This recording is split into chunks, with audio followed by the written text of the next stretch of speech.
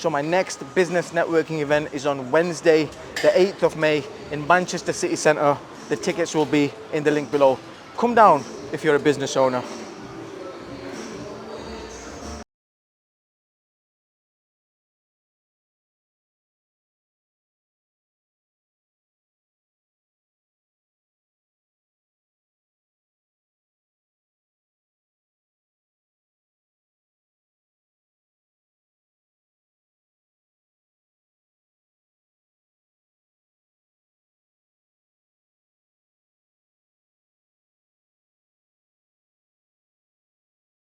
Hey, welcome back to another episode. So today, I'm speaking to direct business owners, I'm speaking to entrepreneurs, I'm speaking to all of you people who are changing lives, who are giving other people opportunities to make a living, and that's what business owners do, right? So firstly, congratulations to you. And look, if you today you don't have a personal assistant, executive assistant, an admin staff, someone who helps you out with tasks that you don't like to do as a business owner, well, you are cutting yourself short. So I get this question asked to me a lot. People ask me like, oh, when should we hire a PA, or when should we hire an executive assistant, or when should I hire another member of staff? And the truth is that at the start, you are just not going to know when to hire them, right? Because you're worried about making money yourself and you haven't got enough in the pot, and you're thinking, well, if I hire another member of staff, am I even going to be able to pay them? And you're just going to be in that limbo, right? And the truth is that if you can afford to pay someone straight away from the very first day, do it. Because when we typically think about hiring someone, you're thinking about, oh, full-time, part-time, how many hours? But look, especially these days, like with after COVID, virtual assistants, people working from home, admin staff, there is so many, right? And there is literally virtual assistants, and I've got one that works for me. Well, I've got many that work for me, but I've got one, this specific one. She's got like 15 or 20 clients, right? And she charges you per hour, which isn't too bad. So for example, if she sends one email for you today, or she does some research or 15-minute research for you, or you ask her to, I don't know, like set up a page or set up whatever it is, and that takes 30 minutes to do, for example. Well, you still have another 30 minutes to use from her, right? And if she's, for example, doing 10 minutes of work for you every single day, right? Well, technically you can divide that up over the next, over a few days, and just be a bit more smart in how you ask her to use your time, or how you ask her to do the jobs that you want her to do for you. So there is so many ways you can hire a personal assistant. The other way is, I promise you, like, you will be so surprised, and we never look at things like this, but your phone, I guarantee you, it's got minimum 100 contacts, right? Like, it has to have. Like, mine probably got, I don't know, like 500 plus. But how many people will it be in your phone right now? Maybe your friend's daughter, maybe your younger cousin, maybe, like, it'll be so many people if you actually sit there and think about it. Maybe someone in college where you can just say, oh, you know what? I can trust this person, right?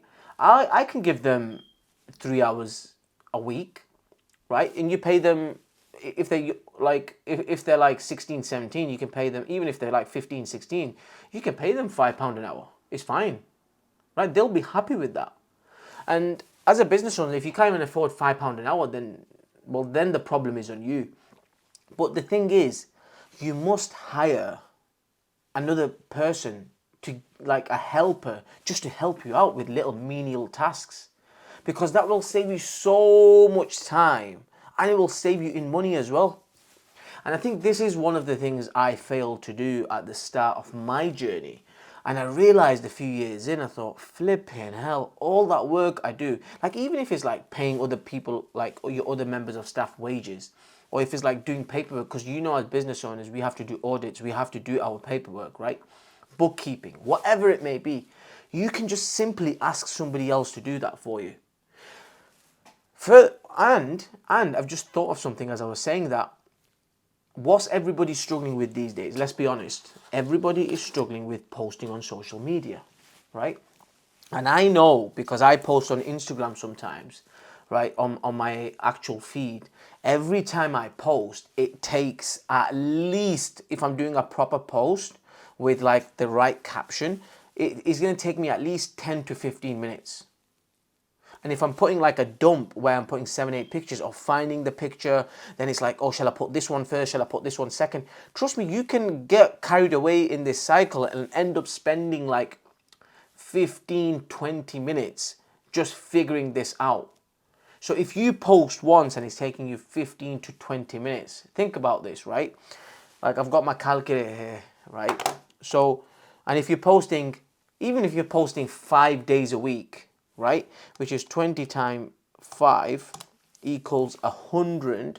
So that's like 1 hour and 30 minutes. You can pay someone to do that. And that 1 hour and 30 minutes of your time can get put somewhere where it will be valuable and helpful. You can put that 1.5 hour, even if you put that 1.5 hour into gym, well, you're putting it into your peace and into your health. You're putting it into you because you have to, as business owners, we're not good at pouring back into us. We just like to pour into someone else, right? Pouring into them, pouring into her, pouring into him. Who's going to pour into you, right? So what I'm saying to you is that don't be reluctant, don't be shy to hire a staff member, right? And at the very start, just hire them for as and when you can. So even if you need somebody for a few hours a week, that's fine. Because you will soon know. Because what happens is, this is the funny thing, right? So what happens is, like, and this happens all the time, like the person is probably coming in for some admin role, but they're going to end up taking a call for you, right? Then they'll help you with some shopping. Then they'll help you do something in your business, what you can't do. Then they'll come for one job, but they'll end up doing something else, right? And then soon you will start realizing as a business owner, as someone who's hired them, that wait a minute, this person is so helpful. Like, this is not their job. For example, let's say you've got a guest coming down and you want them to go and get tea and biscuits from the shop. They go and get you. Well, that's not their job. They're doing that as courtesy. But if they start doing things like that, or you need something picking up, and it's like, hey, can you go and pick that up? Oh, and then all of a sudden you start thinking, wait a minute, I'm so happy I've got this person in my business, because if I didn't have this person, right, like right now, I would have to go out and run and do that, and my time can be surely better spent doing tasks which is going to bring growth to the business, which is going to bring the business forward. Like me taking a meeting right now is more important than me going picking something menial up. I can send somebody to do that. And once they come in for one role and they start doing other things, you'll soon start realizing, flipping hell, like I really need to just focus on making money. As long as I focus on making money, because I know how this business works, I know how to bring the leads in, I know how to close the customers, I will let them do all the menial tasks. And that's how it is. Sometimes you only need one more solid person with you and you can go really, really far. Like, especially if you're doing content these days, they can be the person that holds the camera. They can be the person that edits for you. And then as they start building trust and you start building trust, because it works both ways, right? They need to understand you and they start seeing that, oh, this person's angry right now. Like, start seeing your tantrums and start dealing with them in a good way, and you'll be like, flipping hell, this person's really valuable. And before you know it, you've got them there for a year or 2 years or 3 years, and then they become part of your team. And that's how you grow.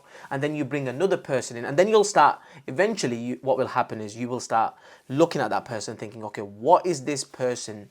Where am I going to position this person right now? And what role am I going to give them right this second that they can specialize in, or even 1 or 2 roles? And then you will put them on there as your business grows, and then you'll start bringing more people into your business. You will put them on different tasks. They'll probably do the task what that first hirer first person was doing of yours. And that's how you start building a team, and then you start focusing on the tasks which really are taking the business forward and then growing the business, while everybody else takes care of the other stuff. And that's how you grow the business. And this is why, like, where I'm going with this is that it's so important, if you're watching this as an entrepreneur, or you are maybe just somebody who wants to get into business, as soon as you can hire someone, hire them as a helper, whatever you want to call it, personal assistant, executive assistant, helper, whatever they are, who cares? Just hire them. Start with a few hours a week and then build it up from there as and when you need them. So I hope this video was helpful to you business owners and entrepreneurs. And look, like, if you want help from me with anything that you are doing, for example, you know, if you need help mentoring, whatever it is, come and join my programs, come and join my community. I would love to help you there. I would love to assist you and take you to your next level in your own businesses. So yeah, thank you for watching as always. I appreciate the support. I'll see you on the next video.